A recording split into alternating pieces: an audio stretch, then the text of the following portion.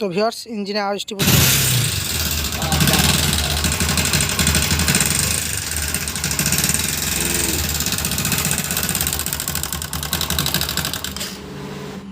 Viewers এই ধরনের engine আওয়াজ হলে রকার দেখতে পাচ্ছেন, রকার দুটো চেঞ্জ করতে হবে। একদম বিয়ারিং জ্যাম হয়ে গেছে এবং টাইমিং চেন যে প্যাডগুলো আছে ওই প্যাড দুটো চেঞ্জ করে দিতে হবে। আর ক্যামশ্যাফটটা বদলে দিলে কিন্তু নতুনের মতো ইঞ্জিনের আওয়াজ আবার হয়ে যাবে। তো এই ভিডিওর আসল উদ্দেশ্য ছিল এগুলোই, যে ইঞ্জিনের আওয়াজ যদি অতিরিক্ত ডিসকভার বাইকে খারাপ করে তো এইগুলো চেঞ্জ করে দিলে